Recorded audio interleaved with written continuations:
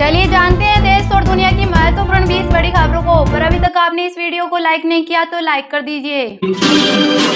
पहले व्यापार बाद में ट्रंप टैरिफ के बाद भी नहीं झुका भारत। मोदी सरकार ने दिया साफ संदेश। भारतीय तेल रिफाइनरी कंपनियों का कहना है कि वे रूस से तेल खरीदना बंद नहीं करेंगे क्योंकि सरकार अमेरिकी दबाव के आगे झुकने को तैयार नहीं।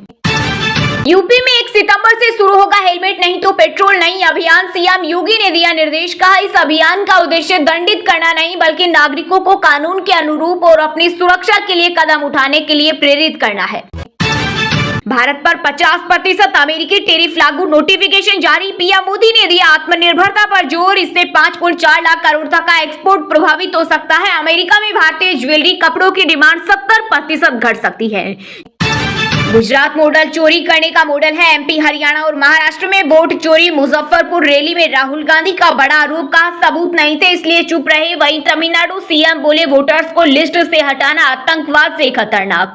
बीजेपी ने चुनाव आयोग को कठपुतली बनाया। चीन, वियतनाम और मैक्सिको जैसे कम टैरिफ वाले देश इन सामानों को सस्ते दाम पर बेचेंगे। नौकरियों पर भी संकट। अमेरिका के 50% टैरिफ के बीच भारत कपड़ा निर्यात बढ़ाने के लिए ब्रिटेन, जापान, दक्षिण कोरिया समेत 40 देशों में चलाएगा खास अभियान। बिहार में राहुल गांधी की वोटर अधिकार यात्रा जारी। 11वें दिन उन्होंने दरभंगा से अपनी यात्रा की शुरू। बहन प्रियंका गांधी को बुलेट पर बिठाकर मुजफ्फरपुर पहुंचे। मुजफ्फरपुर में तमिलनाडु सीएम स्टालिन भी हुए शामिल। भारत पहले से ही 220 से अधिक देशों को वस्त्र निर्यात करता है। यहाँ करीब 590 अरब डॉलर का वस्त्र और परिधान आयात होता है। गुजरात में कुछ अनाम पार्टियां हैं जिनके नाम किसी ने नहीं सुने हैं लेकिन उन्हें 4300 करोड़ का चंदा मिला। चुनाव आयोग पर फिर फायर हुए राहुल गांधी। पूछा ये हजारों करोड़ कहां से आए, इन्हें कौन चला रहा है और पैसा कहां से आया? क्या चुनाव आयोग इस मामले की जांच करेगा या फिर पहले की तरह सिर्फ हलफनामे मांगेगा? अगर 40% हिंदू और 20% मुसलमान एक साथ आ जाएं, प्रशांत किशोर का नया चुनावी फॉर्मूला। कहा अगर हमें मुसलमानों का समर्थन मिल गया तो हम न सिर्फ बिहार में नीतीश और बीजेपी को हराएंगे बल्कि 2 साल बाद उत्तर प्रदेश में योगी को भी हराएंगे।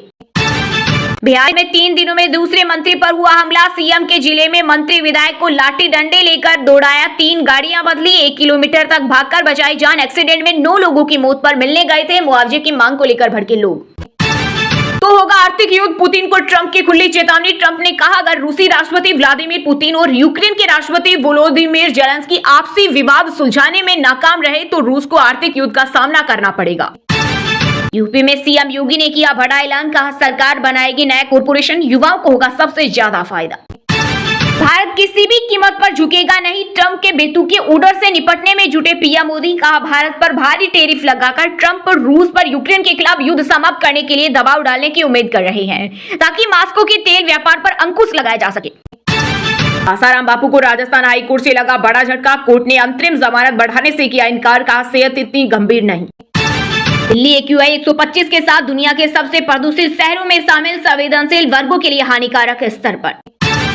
बिग बॉस 19 गौरव खन्ना को जिसान कादरी ने कहा जाहिल। 3 कटोरी दाल खाने पर हुआ जमकर झगड़ा। बशीर अली ने भी सुनाई खरी खोटी।